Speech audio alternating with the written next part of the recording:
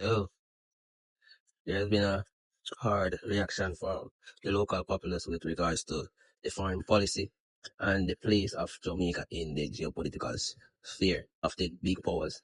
This should be a reminder to the small islands that weakness is not a virtue and they should know how to maneuver their ways in this geopolitical world. So some Caribbean nations will have been forced to partake in the foreign policies of the United States government. Government. Such a good way to put it, government. The actuality is the United States is a rogue regime, a rogue state that goes against the general interests of the nations.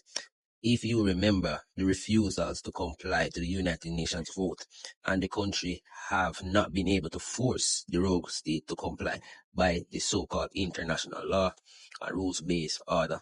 In January 2024, Jamaica's Foreign Minister, Kimina Johnson-Smith, sat down with the U.S. Ambassador to Jamaica, Nick Perry, discussing a travel advisory the United States had just issued.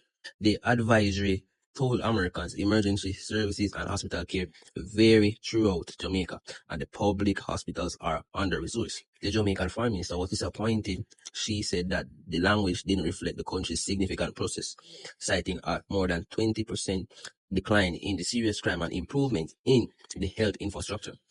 Then in January 2026, Jamaica signed a memorandum of understanding with the United States. The deal allows third country nationals, people from other countries, being removed from the United States soil to transit through Jamaica.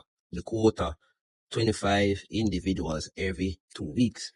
The United States pay all the costs and Jamaica can refuse anyone, so to speak. Why does the same country that says Jamaica's healthcare isn't good enough for American tourists think Jamaica's facilities are good enough to host deportees? That's not a contradiction. That just shows that the champion of human rights and freedom is hypocritical in its stance. And it shows rather that the American state cares not about those that are not American. The travel advisory wasn't subtle with his statement. It told Americans, right, United States citizens should not expect the same level of healthcare available in Jamaica as it is available in the United States. It warned that private hospitals require payment upfront. Ambulance services are not always staffed with EMTs. Common medicines like insulin can be difficult to obtain. Violent crime occurs throughout Jamaica.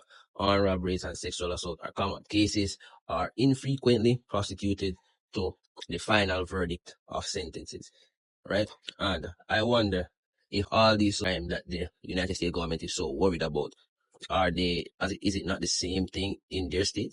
Well, I wonder if they take the same precaution with their state and their crimes and violence and the medical care in their state. Ambassador Nick Perry, a Jamaican born, claimed proud of his heritage, sat with Mr. Johnson Smith to discuss this.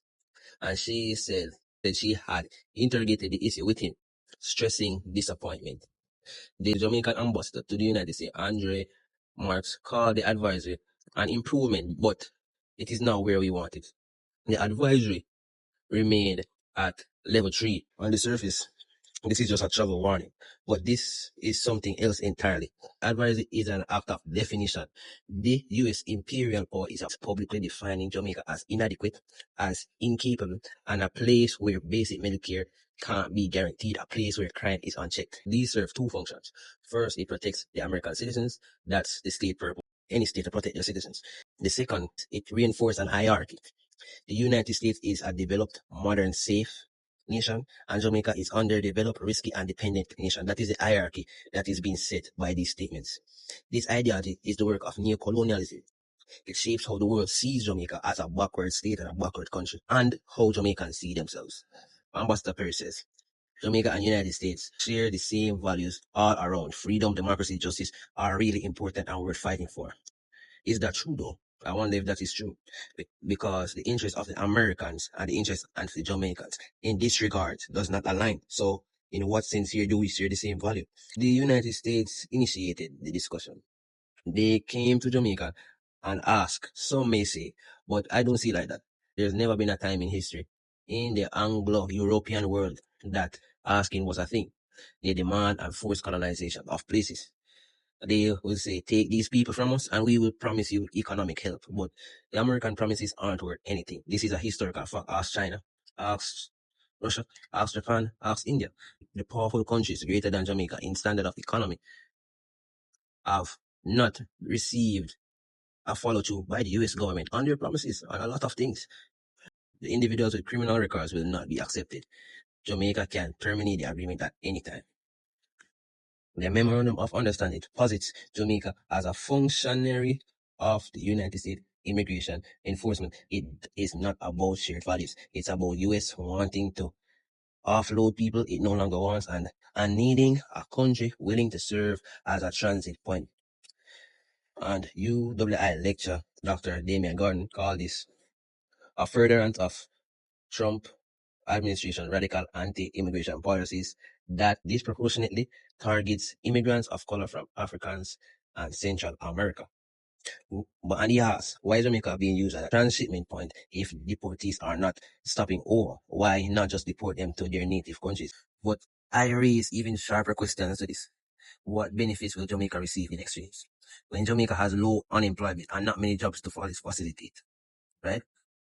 How can Jamaica ensure it is not facilitating cases of human rights abuse? Because the United States is the biggest human rights abuser.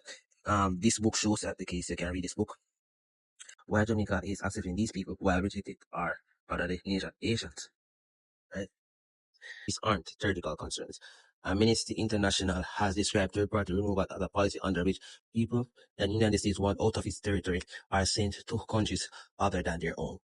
This is a systematic way in which the United States government has the power to define Jamaica as inadequate and a functionary of its immigration. These are two sides of the same coin. This is a global division of labor in action. The global north makes the policies. These policies are shuttle advisory, deportation regimes, immigration crackdown, while the global south manages the fallout, housing the deportees, absorbing the human cost of the global north, right? Is this really about shared value, freedom, democracy, and justice? No, don't be deceived by these political jargons and concepts used by the strong powers to force the weak powers to comply with their demands. When the weak power values conflict with the interests of the strong power will force its policies on the weak power to comply. There is no benefit for the people of the Caribbean that signed these agreements. But these are the contradictions, and these are the systematic ways of neocolonial state of affairs.